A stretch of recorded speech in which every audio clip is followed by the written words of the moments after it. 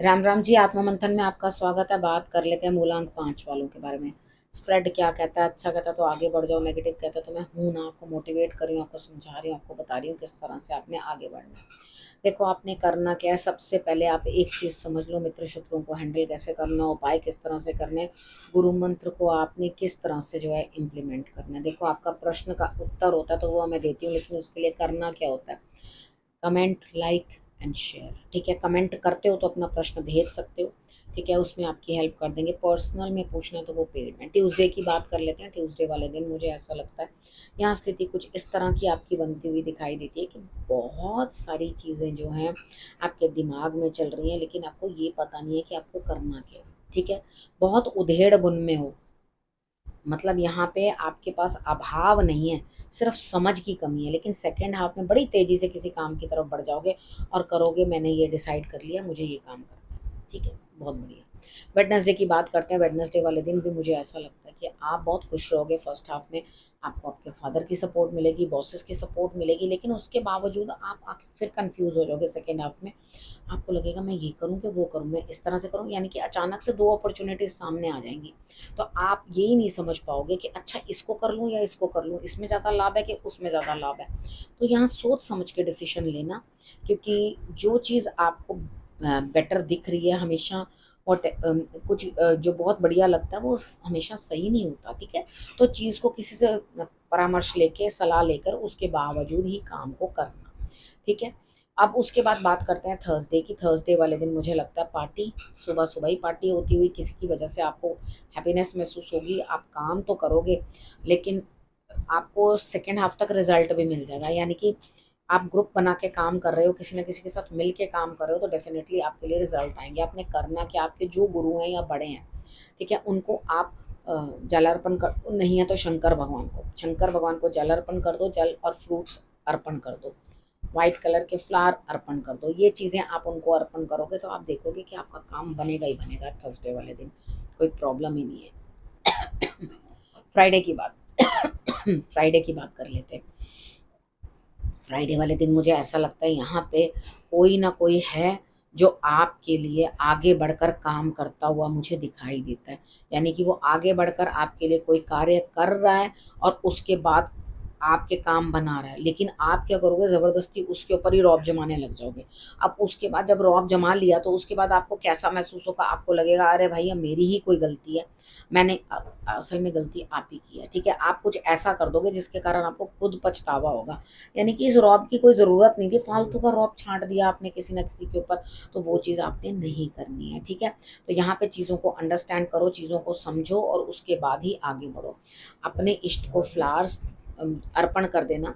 ठीक है, वो आपके लिए विशेष बढ़िया रहेगा। अब बात करते हैं सैटरडे की।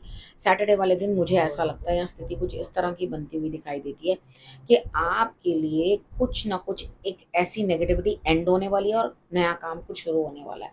लेकिन यहाँ पर आपने क्या करना, देखो, कोई भी काम इस तरह का नहीं करना जिसके कारण आपको खर्चा बहुत बढ़ जाए। ठीक है, यहाँ खर्च को थोड़ा सा मेंटेन करके चलना, तो थोड़ा आगे की भी सोचना, क्योंकि आगे के बारे में आपको कुछ पता नहीं है। ठीक है, यहाँ खर्च को बड़ा लिमिट करके आपको चलना है, तभी आपके लिए लाभ होगा, अदरवाइज नहीं होगा।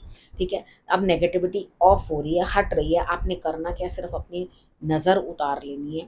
सैटरडे वाले दिन बस इस उपाय को करोगे तो मस्त रहोगे। संडे की बात कर लेते हैं। संडे वाले दिन मुझे ऐसा लगता है यहाँ कहीं ना कहीं आपके सामने बहुत सारे लोग हैं जिनसे आपको डील करना है। यानी कि आपको ऐसा लग रहा है भाई इतने शत्रु, इतने शत्रु, अब इनका करूं क्या?